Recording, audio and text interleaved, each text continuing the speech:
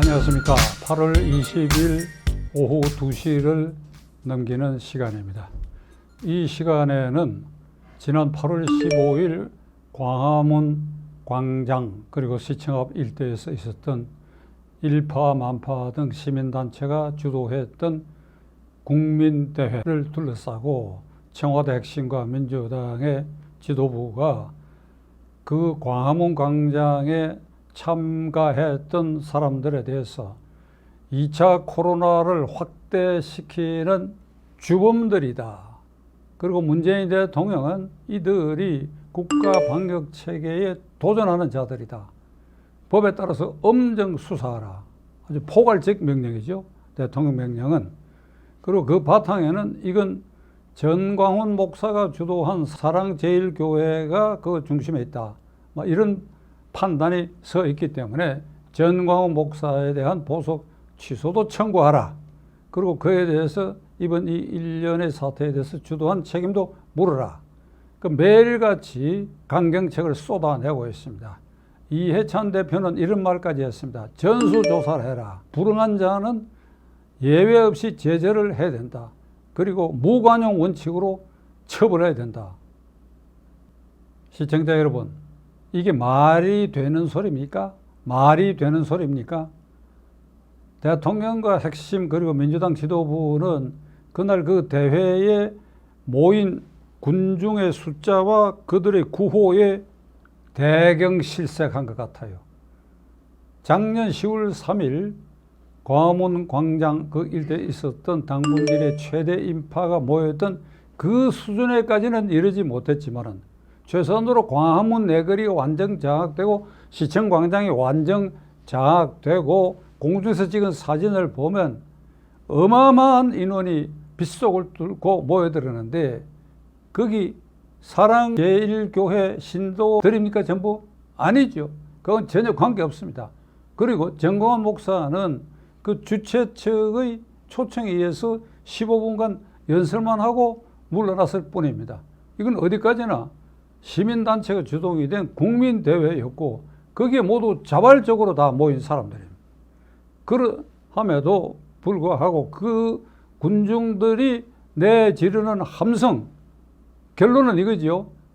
작년 10월 3일 광장에서 울려 퍼지던 것과 똑같은 내용. 이게 나라냐? 네가 나라의 주인이냐? 이 나라가 내 거냐? 문재인 탄핵, 문재인 아웃, 문재인 물러나라. 이런 구호였습니다. 최근에 지지도도 떨어진 데다가 비가 오는데도 불구하고 그런 엄청난 인파가 모였다. 여기에 놀래가지고 제가 이것을 코로나로 엮어야 되겠다 하는 전략을 수립한 것 같아요. 그러니까 이 모임 때문에 전국으로 코로나가 지금 아주 대량 확산되고 있다. 지금 이런 선전을 하고 있습니다.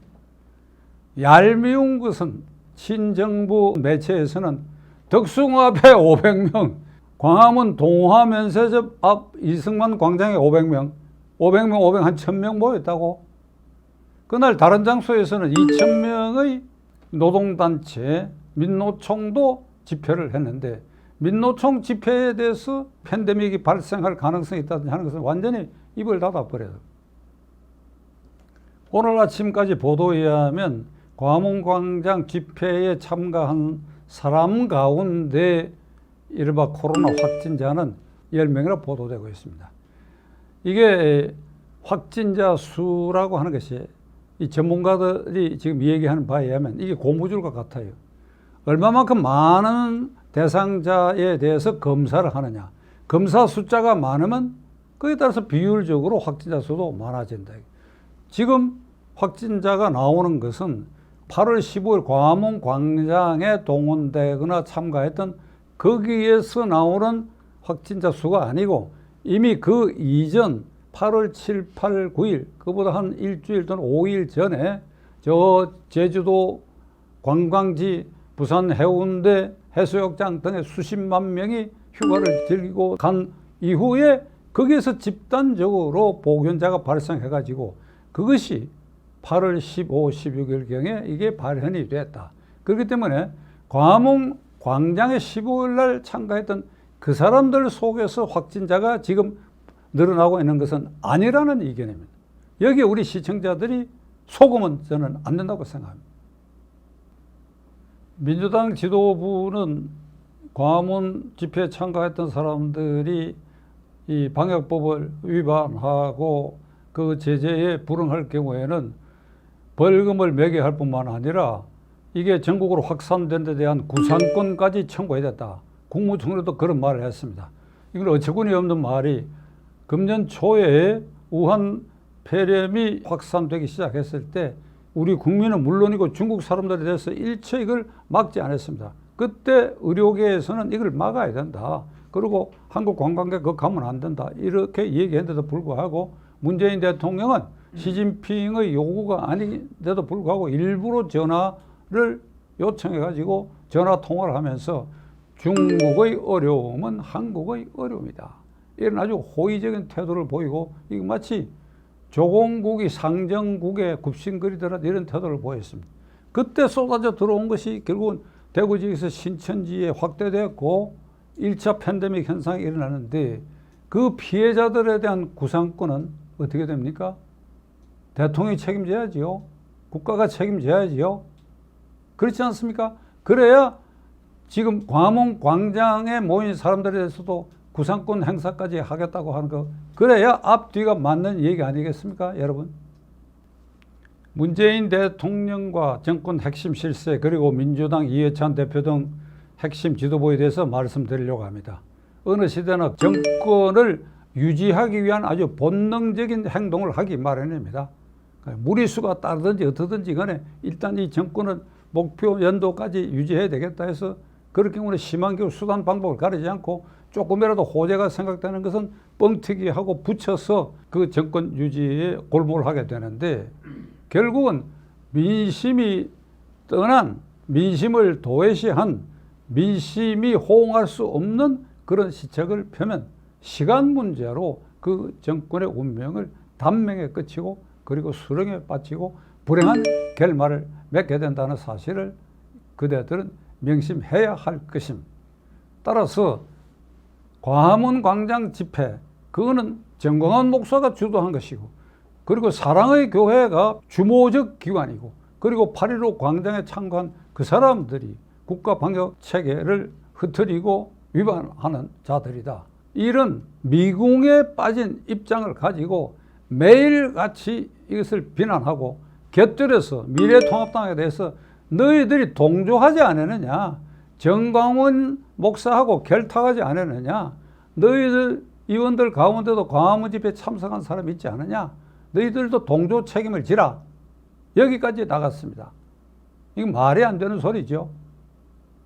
그런데 이것에 대응하는 미래통합당도 나는 문제가 있다고 생각합니다. 우리는 정광훈 목사와 관계없다.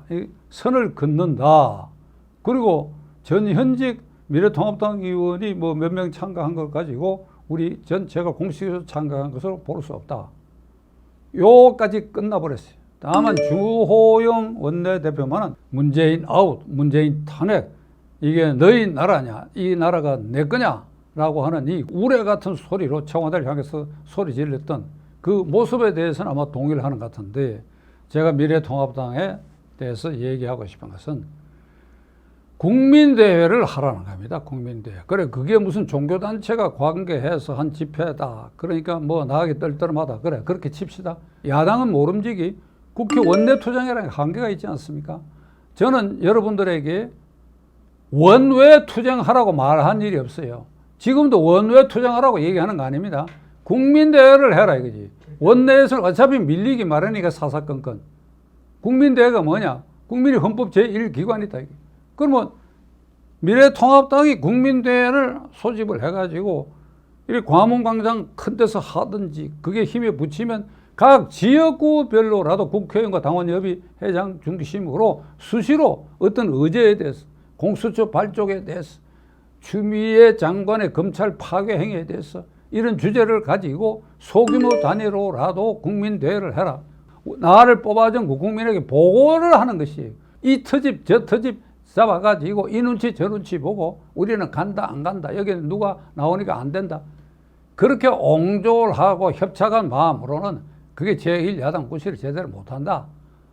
그걸 8.15 집회에서 미래통합당이 느껴야 할 바고, 그리고 8.15 집회 참가자를 이렇게 모욕하는 행위에 대해서 미래통합당은 정면으로 청와대와 민주당 지도부에 대해서 비판하고 그들의 사과를 받아낼 것을 강력히 촉구하는 바입니다.